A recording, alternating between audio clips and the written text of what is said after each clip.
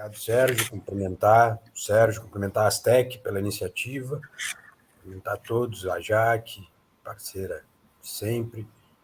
O Sérgio Sérgio Marques, agora, né, foi meu professor, meu parceiro, Maturino, Fábio, e o Diniz, e, claro, o grande Milton Burmeister também, que vai certamente trazer alguns outros aspectos, né, importantes da história que esse prédio simboliza.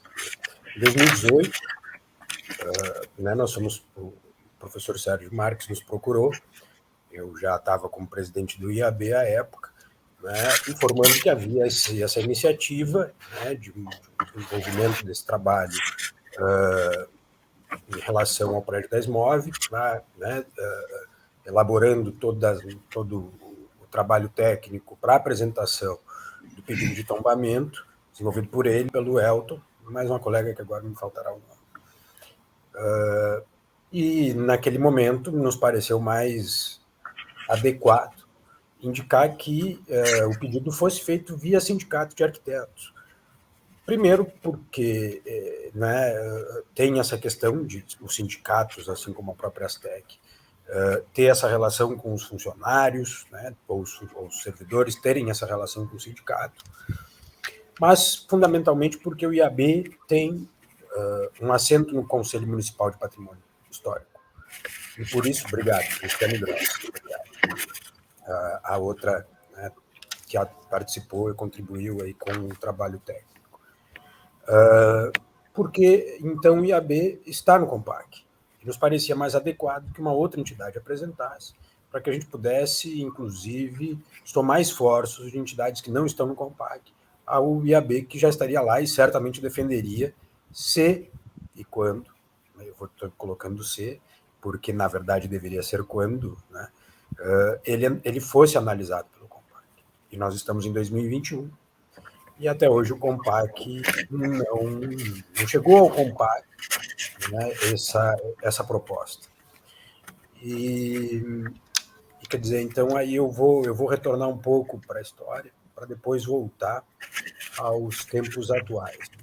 Acho que contribuí um pouco com o que o Sérgio trouxe, naquilo que eu conheço um pouquinho, não conheço a fundo, eu não sou tanto da história da arquitetura, mas tenho me debruçado um pouco sobre a história do nosso planejamento, justamente nesse período em que o nosso planejamento urbano buscava um lugar, buscava um lugar simbólico, buscava um lugar efetivo dentro da administração e da técnica da prefeitura, e buscava um lugar material. E essas histórias elas se confundem, como bem traz o professor Sérgio. Em 1955, é criado o Conselho do Plano Diretor, o Conselho do Plano Diretor, que até que houvesse a pandemia, seguia se reunindo no prédio, que a gente chama de prédio da SMOV, mas que envolve todo esse planejamento e as obras. E esse Conselho do Plano,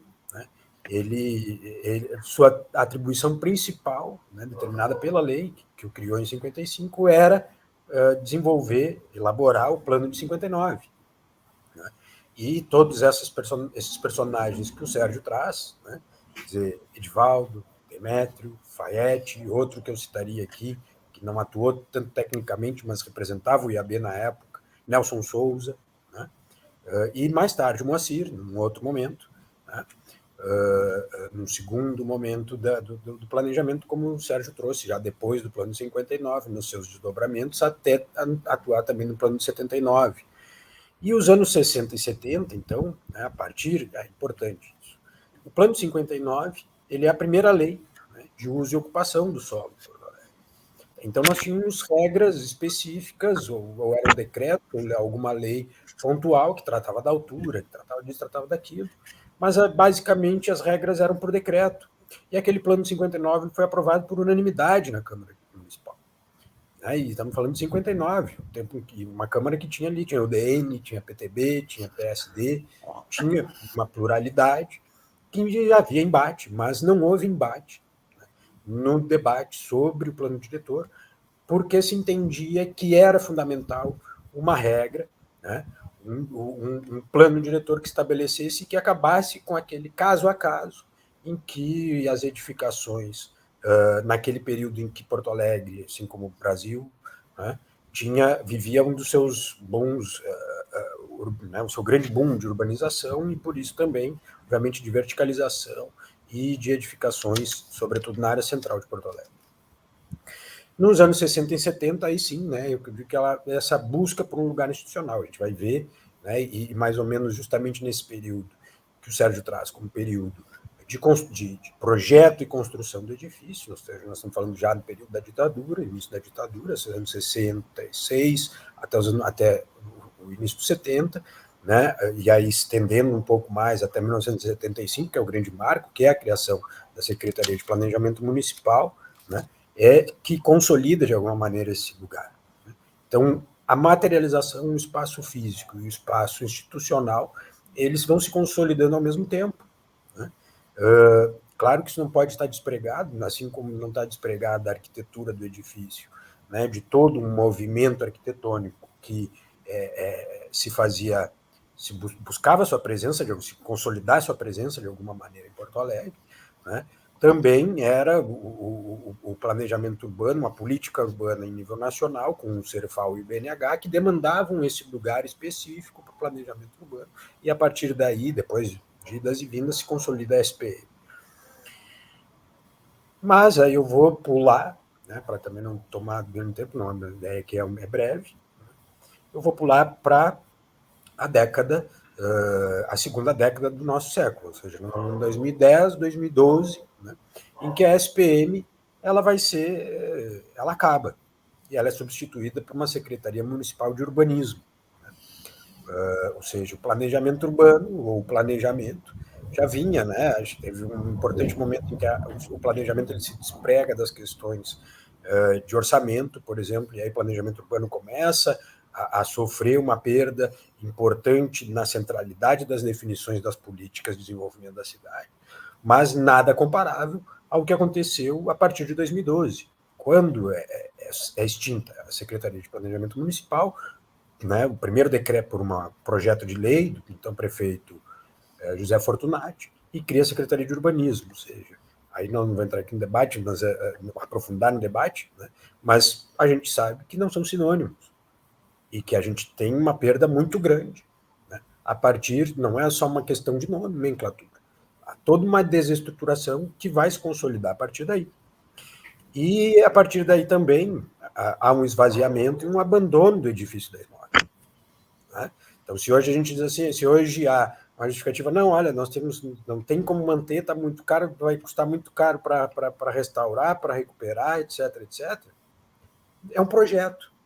Assim como lá atrás havia um projeto de cidade, um projeto que buscava um lugar do planejamento urbano na cidade, e que esse edifício simbolizava isso,